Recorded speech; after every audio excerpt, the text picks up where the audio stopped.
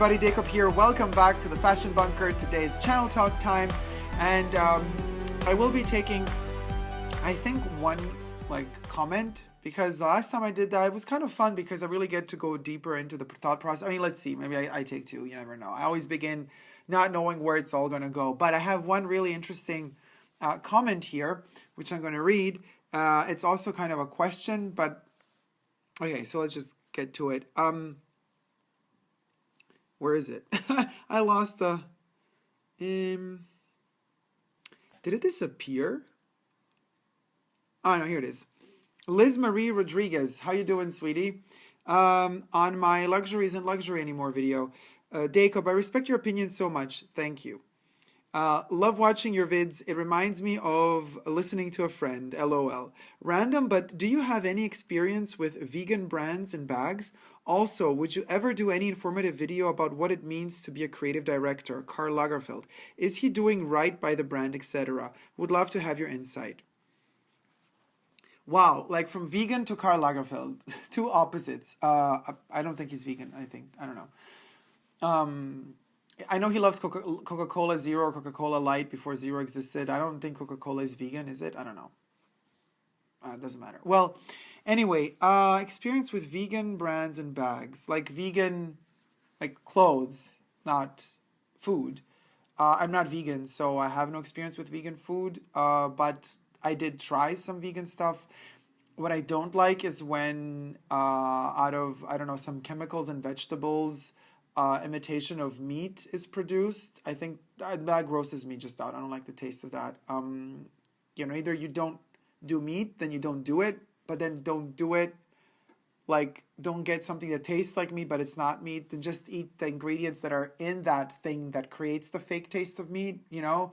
Like, eat those vegan materials rather than having them combined together to create an illusion of something. I don't know, it scares me a little bit. I don't know. I like to know what I'm eating, really.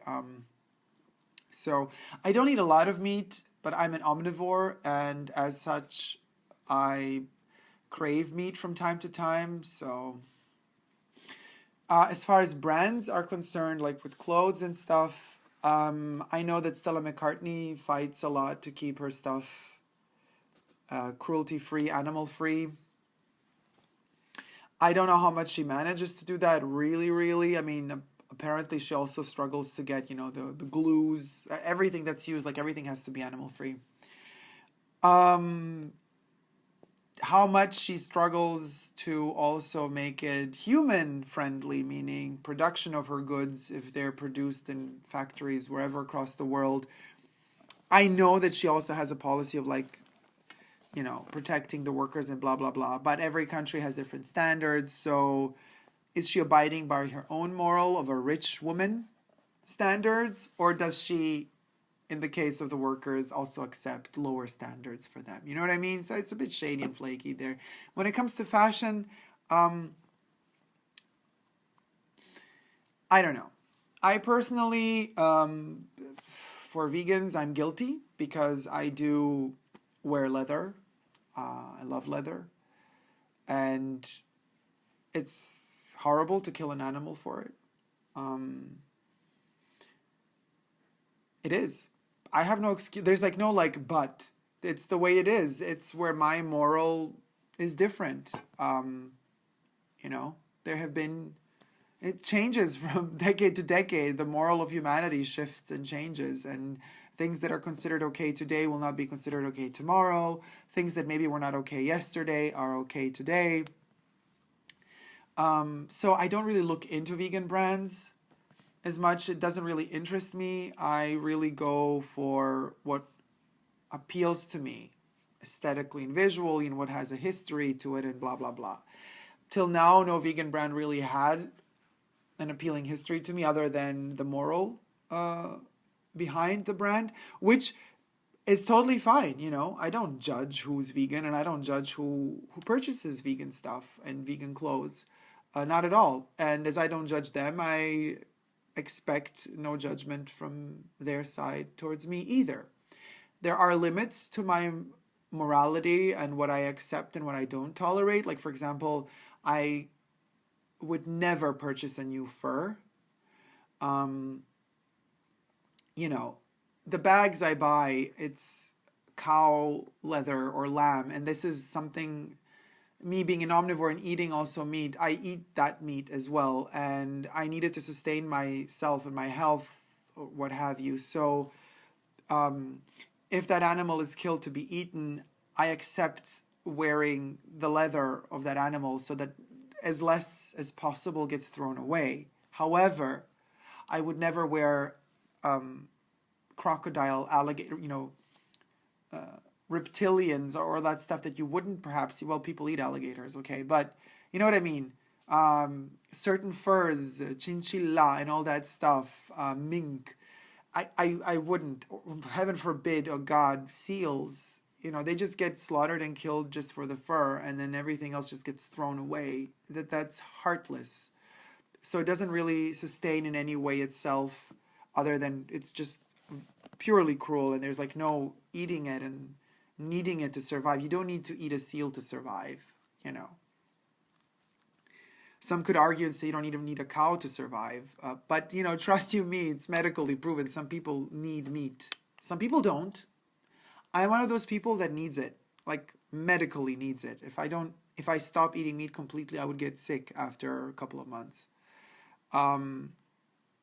So I would never buy a fur. Okay, wrong. I would buy a fur, but there's a political reason behind that. I would buy a fur only if it's secondhand, vintage. And I wouldn't buy it because I want to wear fur. I would buy it because I would feel like there's a soul in that fur from that animal still. And somebody like throwing away a used fur is kind of heartless to me. And I would want to, maybe it's a sick way of seeing it, but I feel like I need to save it in a way from it just being thrown away into the garbage. I would rather take it than see it being mistreated even more than, more, as if that animal that was killed for it wasn't mistreated, but it would be mistreated even more by being dumped away if nobody purchased it. So that would be kind of a reason for me to buy something out of fur. I wouldn't wear it. I would just buy it to protect it. It makes no sense really, but anyway. As far as, but I'm sure a lot of you have a lot of opinions on, this whole vegan or vegetarian aspect of both food and clothing and health and what have you, and morality and politics. So I'm, just comment in the comment section. Hey, I'm not perfect. I ain't saying what I'm thinking is right by no means. I think, it's just me. It's just my opinion. Everybody has their own. And we have to learn to coexist, guys. We really do. So as far as what it means to be a creative director, KARL Lagerfeld, is he doing right by the brand? I think KARL is doing right by the brand. Yes, he is. I know some people are not really for him. I love what KARL Lagerfeld did for Chanel. He saved Chanel really from going down. When he arrived in 1983, the brand wasn't doing all that well, and he literally saved it. And yes, it's been a while, and maybe it's time for him to also start, and the brand to start thinking about what comes next. But as long as he's there, he's doing a great job. Don't forget, guys, it's not him who decides what materials are going to be used next, like how cheap they go on us or not. It's not his fault if the quality of the bags is going down and if the quality of the clothes is going down. He designs a certain thing, fabrics get purchased. He doesn't go to the factories to purchase fabrics. Things get purchased that look like what he designed, and so certain criteria are met for sure, certain criteria are not met for sure, because with all the collections they do each year, it can't be possible to keep up like the highest standards of quality over and over and over again. We gotta get used to that. Unfortunately, that's the name of the game. Haute couture is a different issue, of course, but even the raw materials for the haute couture pieces, we don't know, how good that quality is. Yes, it's all handmade, but the materials are the best available today, but the materials available today aren't as good as the materials that used to be available in the past. So that's another issue we got to handle. But being an artistic director in general means that you have to overlook a lot of things, you know, concepts. It's not like you are a king on a throne and out of the blue you poop out ideas every day.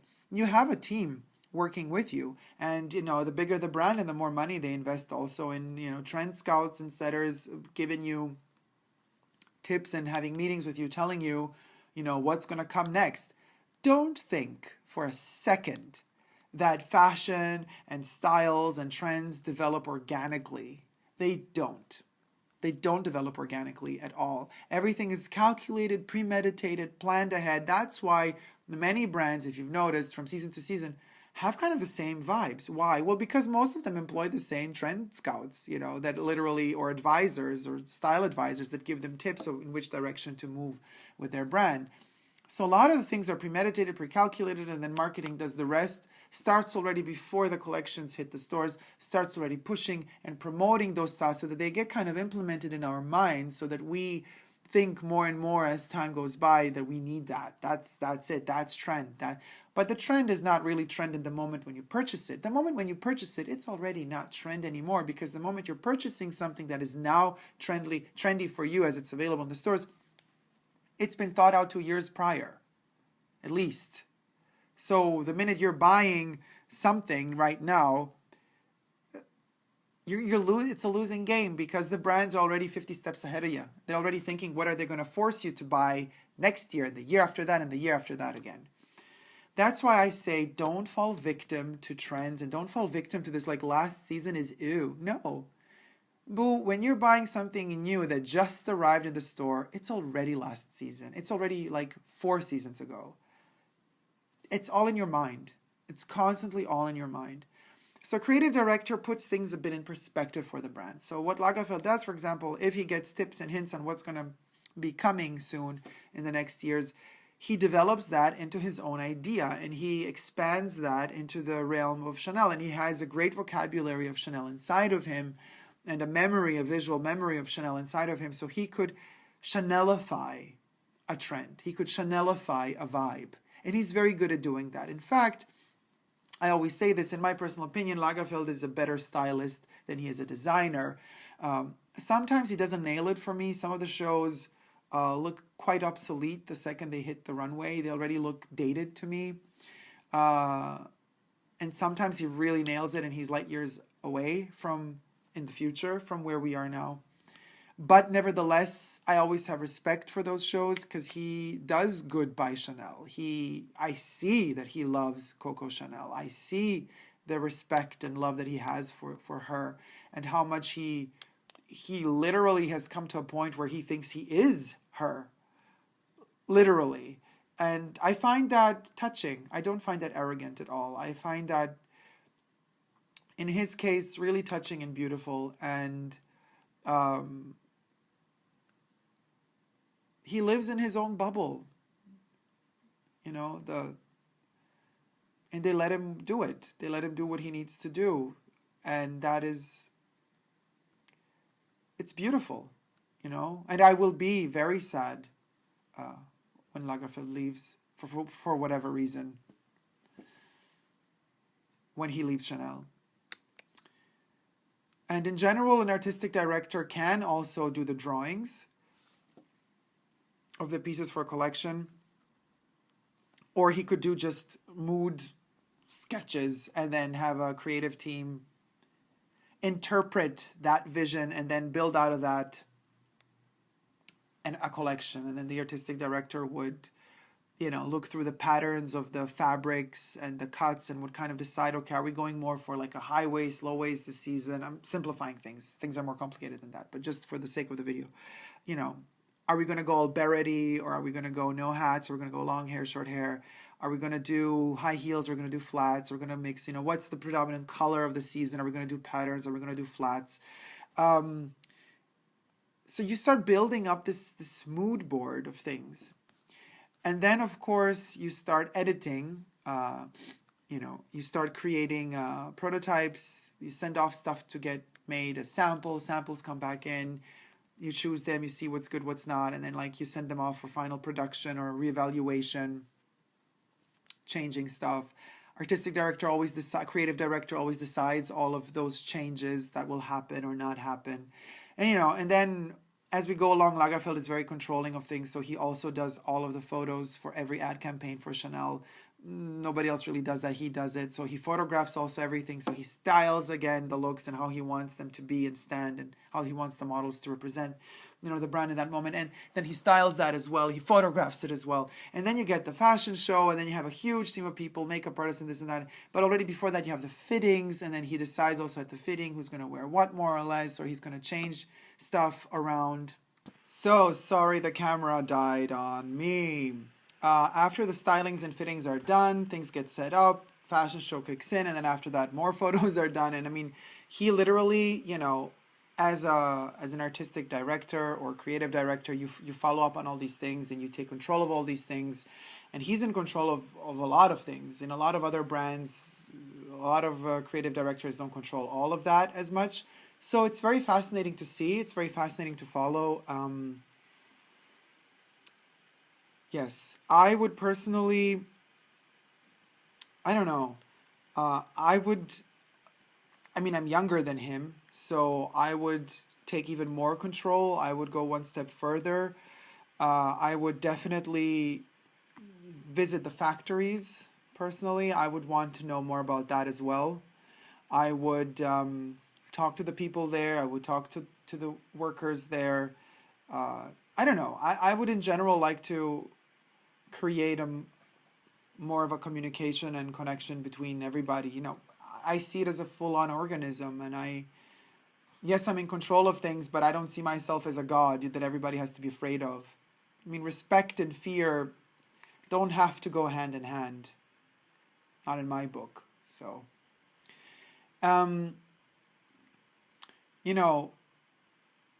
he perhaps is even doing stuff better than Chanel did herself back in the day, because, I don't know, he doesn't have the responsibility of owning the brand. He just, works for the brand, right? But she owned it. So she made a big mistake when she sold, almost all of her perfume rights, the Wertheimer family. She kept 10% only of it. And then of course she tried to fight to get all that stuff back. But I don't know if he would have been as naive as she was to kind of get tricked into believing that it's not so,